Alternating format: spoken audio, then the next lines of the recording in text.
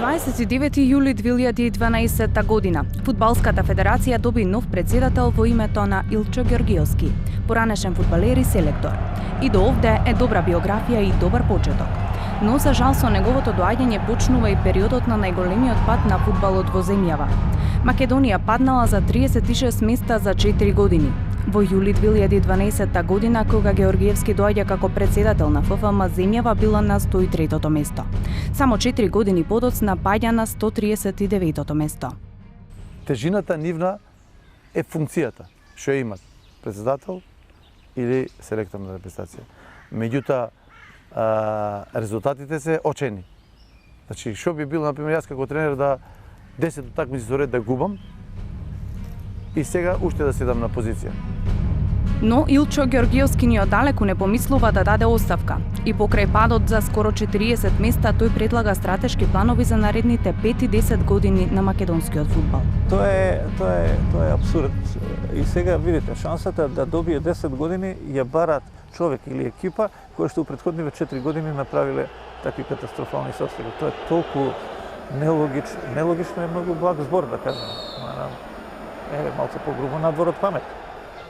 Но со падот на ранг листите не е единствениот проблем со кој се соочува Фудбалската федерација. Забелешки има и за самиот избор на Ѓорѓиевски. Постојат сомненија дека е сторен фалсификат, а фалсификатот е кривично дело. Фалсификување на исправа. И не може некој да оствари некое право, при тоа да фалсификуваат исправа, да фалсификуваат списи. Разбирате, и тука беше криминалот и ние на тоа укажувавме. За да најголемиот основ за сомнение дека е тоа криминал беше тоа што изјавата подпишана од господинот Драги Митковски, која што стои некој си печат од нотар, каде што не се читат кој нотар.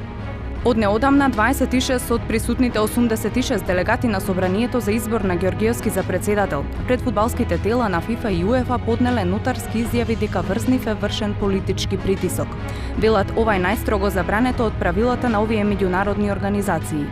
Одредени членови беа и повикувани во кабинетот на министерот Миле Јанакиевски, кој што наводно бил задолжен да ја следи и да ја координира целата работа околу изборот на председател на Фудбалската федерација, по познато име на 6 до 7 членови таму беа присутни кога настана вербална расправа помеѓу мене и министерот Миле Јанакиевски кај негово кабинет. Значи, стојат основани сомненија, стојат податоци и јас располагам со тие докази дека врз председателот Хари, врз одредени делегати на собранието и така натака, значи директно се врши притисоци од страна на Кире Божиновски, од Мартин Протуѓер, од Љупчо Тодоровски, од Горан Трајковски, кој што беше директор на управата за јавни приходи и така натака. Упатените велат дека постојат индиции за блискост на екс-премиерот и лидер на ВМРО ДПМН Никола Груевски и Илчо Ѓорѓиевски. Тие двајцата се родени во 1971 година и заедно пораснале на улицата Социјалистичка Зора, сега применувана во Христо Батанчиев во населбата Ѓорđe Петров. Поврзаноста на Груевски со оваа улица се гледа од пишувањето на весникот Вечер од јануари годинава. Таму се наведува дека на третиот ден од новата година Груевски ја одржал последната од традиционалните средби со другарите од неговото мало. Години наназад бившиот премиер бил дел од собирите за прослава на почетокот на новата година.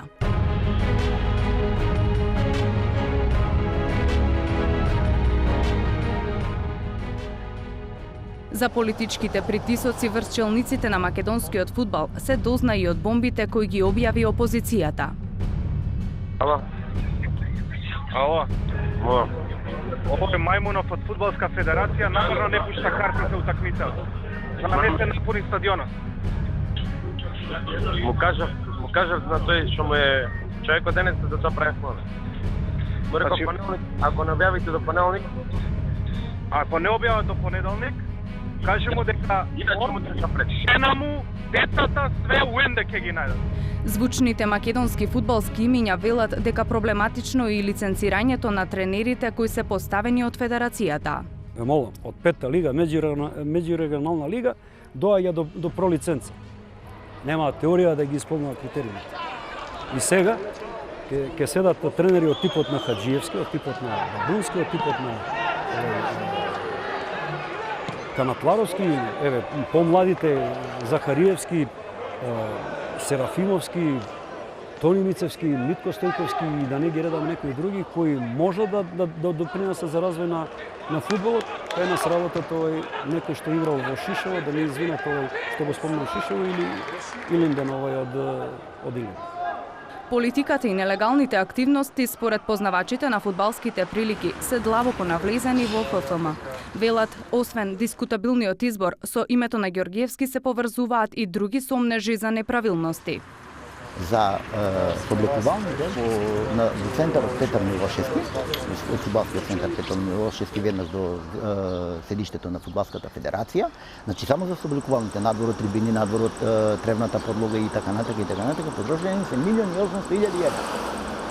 За објект помалку од 500 квадрати, каде што, ако земите дека тој објект со градежна цена од 500 евра по метар квадратни, не би надминал 250.000 евра. Или 500.000 евра. Да потрошите 1.800.000 евра. По злато да беше тој објект, немаше да кошта толку. Ѓурчевски тврди дека надзорните работи околу овој центар се вршени од блиски роднини на председателот Ѓоргиевски. Ревизијата на овие градежни работи кои што ги се изведуваат во Фудбалската федерација, според нашите информации, ја врши фирма на шурата на господинот Ѓоргиевски, Андреј Просеников. Дополнителни сомнежи за неправилности има и во извршувањето на градежните работи на фудбалските стадиони. Тој работата за изградба на дел од стадионите во земјава наводно ја доделува на фирмата ЗРД МК Инженеринг од Скопје. Во оваа фирма Ѓоргиевски се јавува како коосновач заедно со уште 3 лица од Турција. Излегува дека председателот Илчо Ѓоргиевски самиот на себе си доделуваат градежни работи, каде што инвеститор е Фудбалската федерација, на која што тој е преседател. Разбирате?